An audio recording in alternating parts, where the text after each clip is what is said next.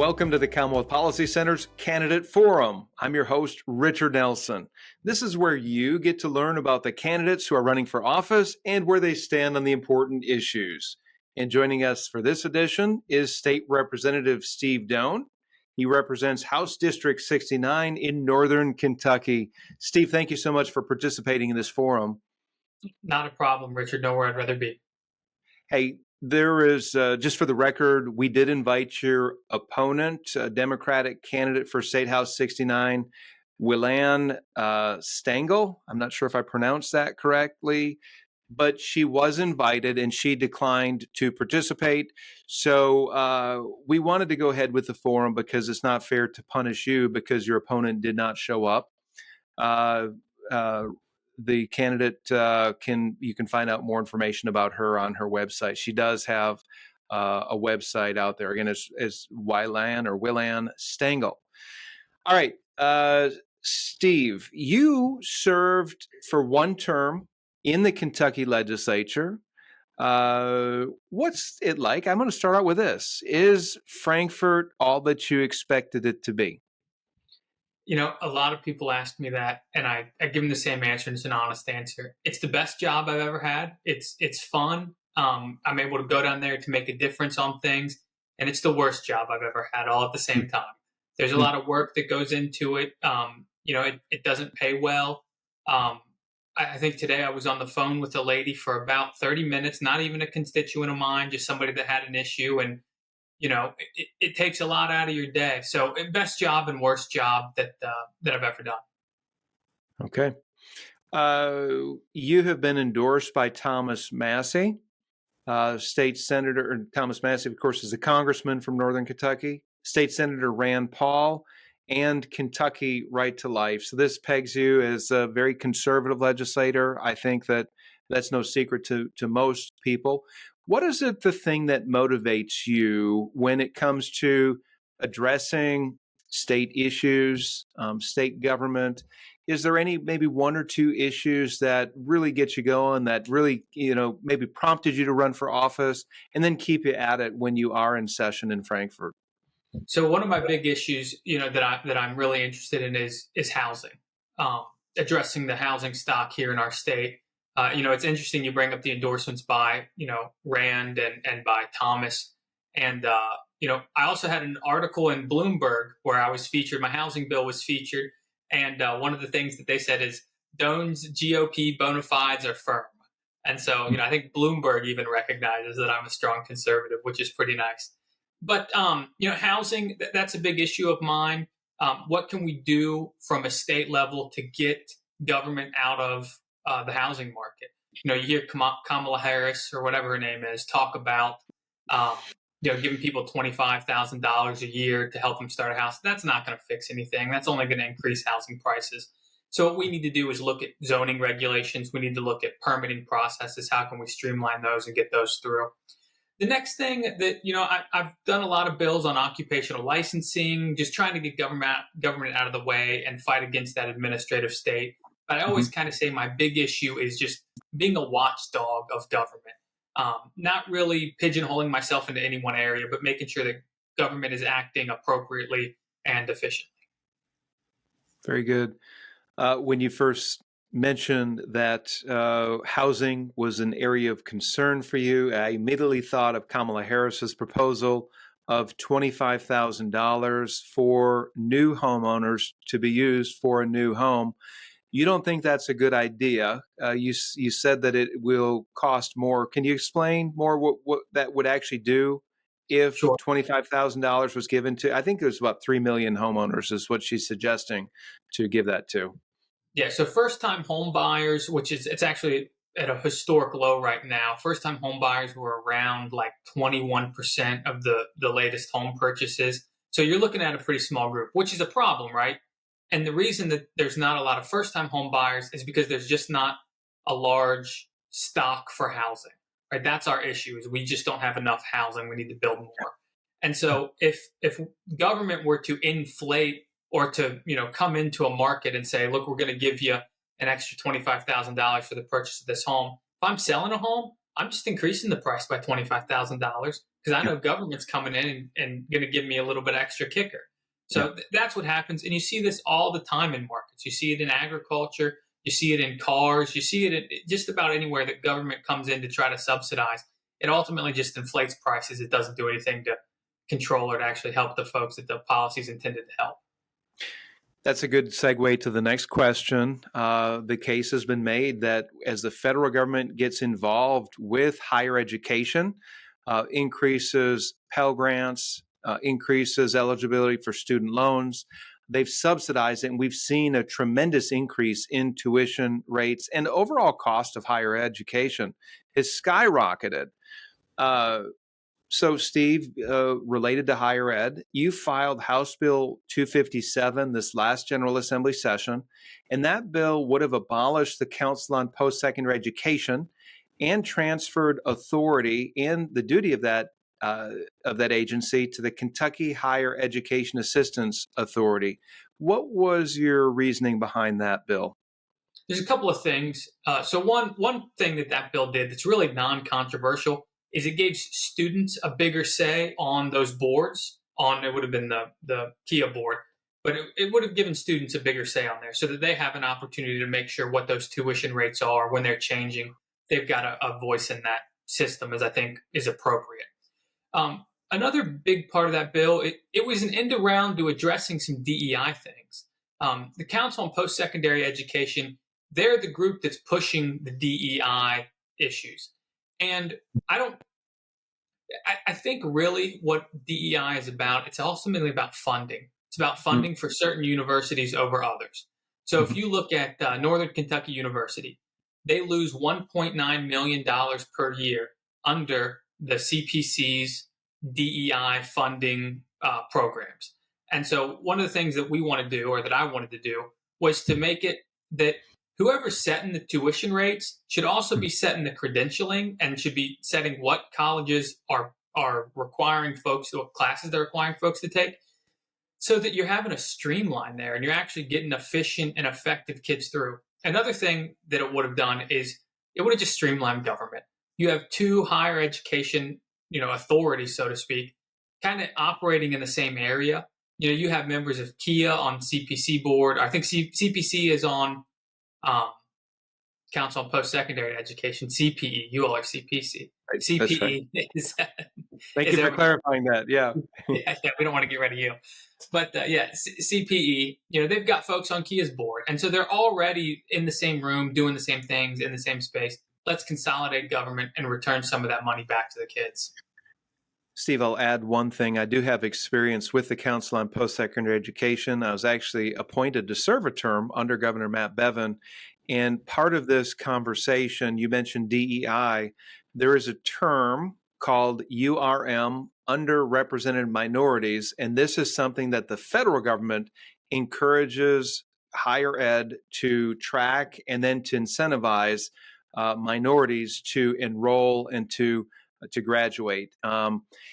So I'm not sure if your bill would have addressed that part. Of course, we're limited to state government and state authority, but the URM portion, that is something that the federal government tracks. And anyways, just wanted to add that. So on that issue, it's important how you define underrepresented minority, right? And so, yeah. College should really focus in two areas. Higher education should focus in two areas. We want to train our best and brightest and train the future leaders of our country, right? That's a good thing. I think everybody agrees in that. College is also a game changer for those first generation college students. Yeah. And so if we are going to look at an underrepresented minority, that's it. And those are the folks that we should be targeting government funding towards if we're going to do that. Because that's the purpose of higher ed. And so who cares what color they are? If they're a first-time college student, a first-generation college student, let's get those folks through the system and successful. Yeah, very good. Steve, another issue that's very important to your region of the state is reforming something called Certificate of Need. Kentucky right now has a law and policy in effect that essentially says that before a new healthcare provider or new hospital or clinic moves into an area, they have to go through an inordinate number of hoops in order to set up and to serve that community. This was an issue that played out in several legislative races, primary races in particular. It's an issue you've taken a stand on it. Tell us more. Tell us more why you want to reform certificate of need. Sure. Look, you're going to see a theme here in most of the bills that I file or most of the bills that I push. It's a free market issue. One of the things that we can do as a state legislator to help folks that are struggling with healthcare, to lower the cost of healthcare, is to allow there to be more competition. So what certificate of need is, it's government permission to open up a new hospital or a new medical facility or some type of service for folks within the healthcare industry. And all that this bill would do is just make it a little bit easier for a new hospital to open up. We have essentially a monopoly here in Northern Kentucky when it comes to healthcare. And you mentioned the primary.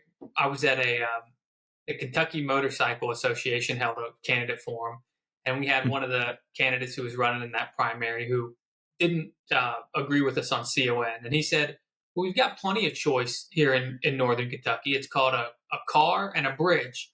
And if you want to go get different healthcare outcomes, you can just go get in your car and go across the bridge." And it's kind of like you've ignored the folks that you represent or that you seek to represent, because we need the choices here, not in Cincinnati or in another state. Yeah, no, that's a good point. Do you see any movement on certificate of need reform coming in the 2025 legislative session? Has anything changed where maybe you've got more votes, or is this an issue that whose time has come? Do you think anything could pass to reform it? I don't know. I think it's going to determine on how some of these things in November shake out. Certainly, I know that there's been some lawsuits filed, particularly regarding some healthcare agencies here in Northern Kentucky, and depending on how those shake out, I think that you may see some interest in folks moving, or some tunes being changed based on that. But I don't know if the political will's there yet. I know we're going to keep pushing. And just like anything, school choice, for example, right? It takes years and years and years sometimes for these things to become a reality. Well, Steve, on your website, you say that you are committed to defending the unborn and will advocate for the Life at Conception Act. Abortion has been a hot issue this election cycle. There are some Republicans pushing for exceptions to abortion, and under Kentucky law, abortion is illegal. The only exception is to preserve the life of the mother. Where do you stand, first of all, on the exceptions issue, Steve? I'm 100% pro-life. I'm not for any exceptions. Life of the mother being the only one. I think that's a difficult choice, and that's somebody. Do you give birth to your child or you take your own life? That's your decision to make, I think. But no, I'm 100% pro-life, and I don't stand for any of those exceptions. And then the Life at Conception Act, is this something at the federal level, or is there legislation here in Kentucky that's been talked about? I believe that's just making sure that, look, at conception, that's when a life is a life. That's 100%. Look, as an attorney, I see a lot of different things that come through. So we already recognize, our federal government recognizes unborn children, particularly in probate cases, in every family law case. When a family law case is filed and you have children, there's a 60-day cool-off period. With that 60-day cool-off period, it's to make sure that is the wife pregnant? Is there going to be another child that comes out of this marriage? 60 days being that initial gestation period where you know whether or not you're pregnant by then. Right. And so, even in probate law, we recognize that there's always the potential for another heir to come through despite someone having passed away. So you build things out 6 months so that there's a time we can figure these things out. So fetal homicide, for example, that's another area where we recognize these are living beings. Why does it come to abortion where we don't recognize that this fetus is a living being or not? I think it's just from a personal, spiritual standpoint, I think they're lives, but also from a legal and technical and scientific aspect, I think they're also lives. Yeah, very good. Steve, when it comes to Second Amendment issues, you say on your website that you support your right to self-defense, and you will advocate for Second Amendment rights. How important of an issue is the Second Amendment to constituents in the 69th State House District? It's incredibly important. You always hear the saying, when the First Amendment fails, that's why we've got the Second Amendment. And it goes just beyond that. It goes, we've seen upticks in crime over the last 10 years. If I want to protect myself in my home, I should be allowed to do that. I think in Canada, they the way that the laws are written, I think even maybe New York State, you have to retreat, you have to withdraw, you have to get away from that attacker that's come into your house to murder you, to take your things, to hurt your family. That's not at all what our founding fathers intended. And so I think that we need to be 100% pro Second Amendment. Right now, young, vulnerable women on college campuses can't possess a firearm and can't defend themselves from a potential attacker. I think that's ridiculous, and that's something that we need to address as well. Kentucky is at a crossroads. We can choose to give in to the radical left, or we can choose to engage the culture in a God-honoring way. I started the Commonwealth Policy Center because I believe that Christians have a responsibility to influence government and society to the glory of God. While the Commonwealth Policy Center's made a significant impact, our work isn't finished. If you'd like to join our movement working for timeless values, then head to our website. To learn more, go to commonwealthpolicycenter.org. If you are just tuning in, you're joining the Commonwealth Matters Candidate Forum. I'm Richard Nelson, your host, here with State Representative Steve Doan of Northern Kentucky. And this is your opportunity to get to learn more about the candidates, who they are, where they stand on the issues. The election is coming up soon. It is on Tuesday, November the 5th. Early voting starts Thursday prior to that Tuesday, November the 5th. Steve, going down the issues here, you say, again, going to your website, you say that you will guard your financial interests. You're talking about the voters, and will fight back against special interests seeking to raise taxes. Who are these special interests that you're referring to? There's a whole lot of them. Everybody comes to Frankfurt with their hand out. Very few entities don't want some type of tax break, don't want some type of tax exception. When I was on city council, for example, I think Gap Jeans was coming in to build a new facility, and they wanted some tax credits. And look, I oppose taxes, but they wanted these tax credits, and it's kind of like, why do you guys get them and the little small businesses don't get them? And so the 12 members on that city council, I ended up being the last that day, and the 11 voted all yes, and it came to me, and I was the only one to vote no.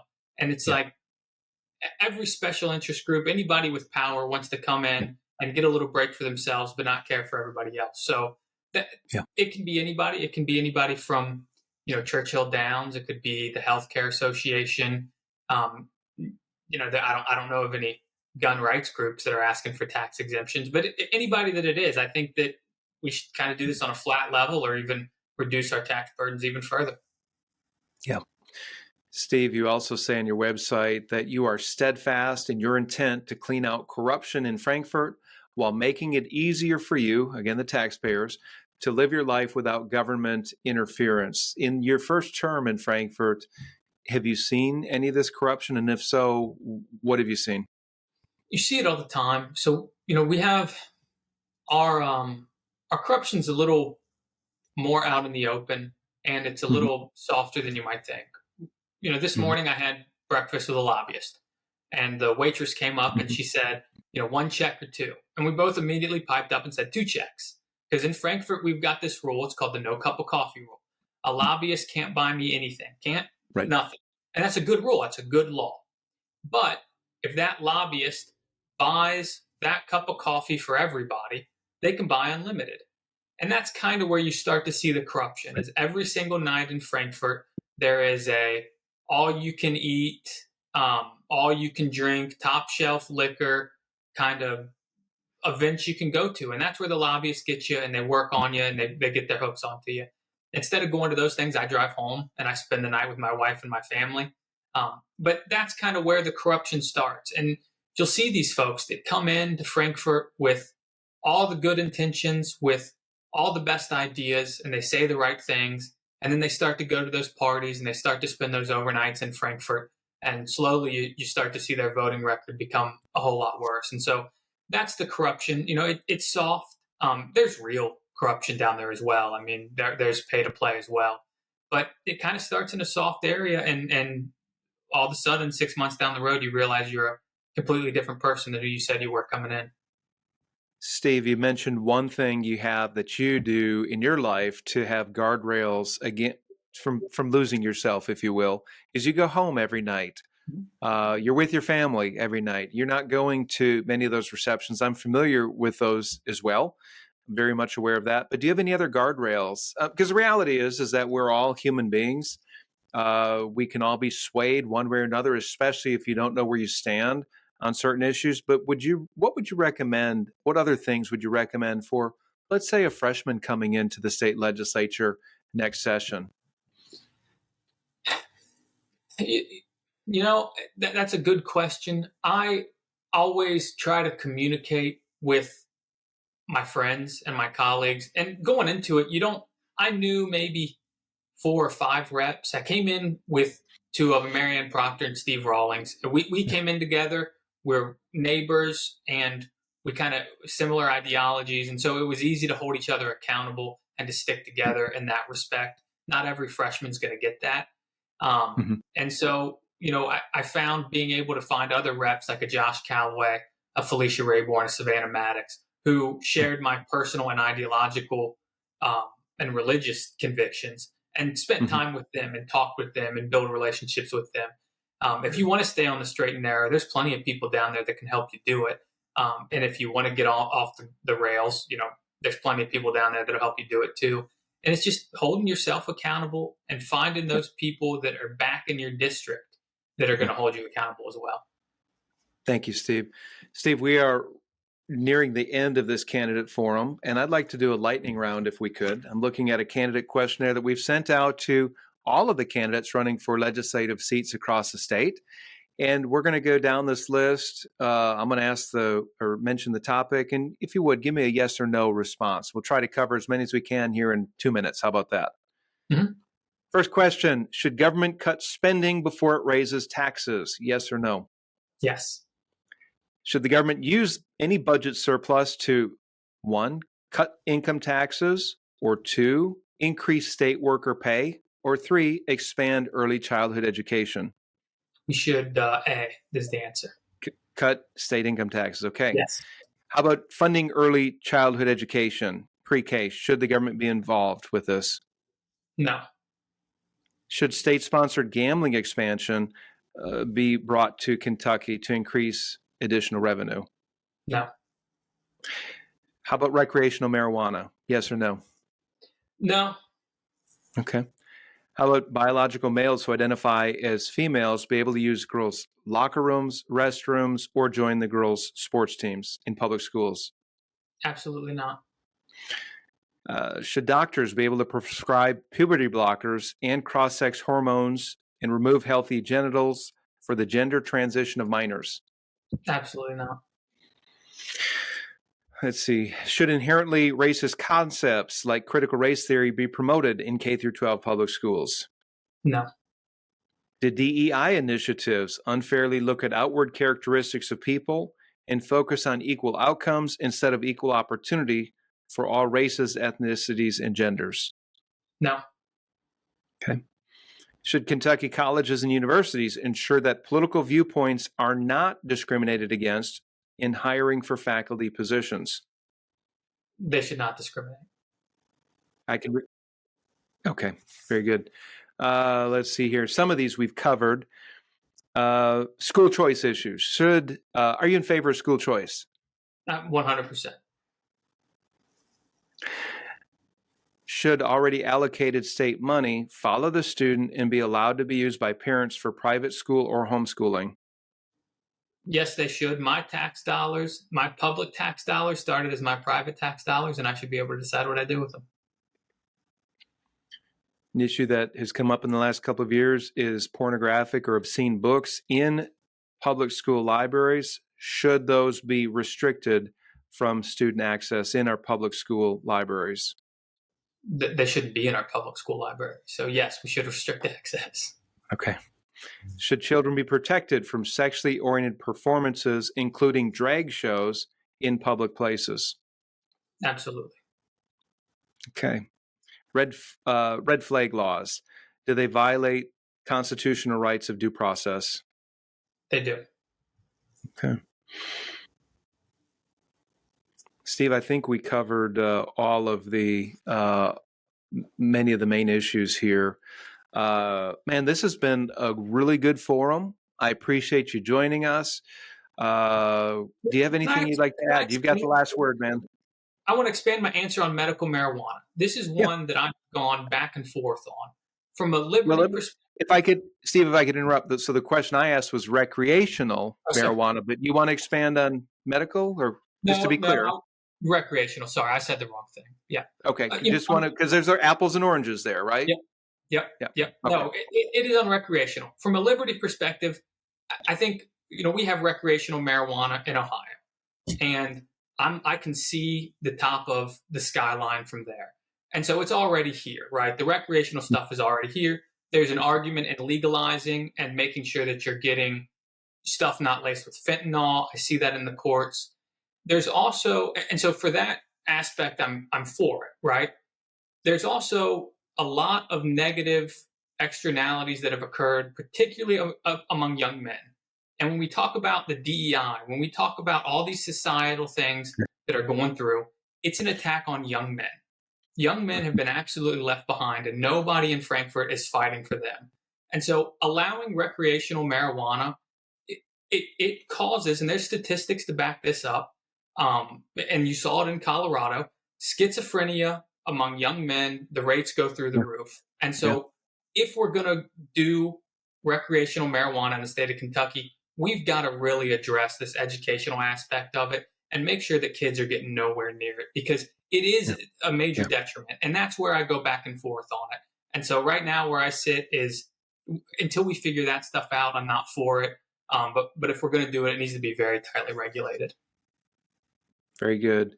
This is Steve Doan. How can people get in touch with you, or do you have a website where they can learn more about your candidacy? Sure. Doan4KY, DOANFORKY. Some people call it Doan Forky. Doan4KY.com. You can check me out there. You can send an email if you want anything. Or you can, always, I guess for campaign purposes, you can't get on my legislative page, but you can get on there and shoot me an email if you have a legislative issue that you want addressed. Very good. State Representative Steve Doan of the 69th State House District. Steve, thank you so much for joining the forum, and best wishes to you this election season. Thank you so much, Richard.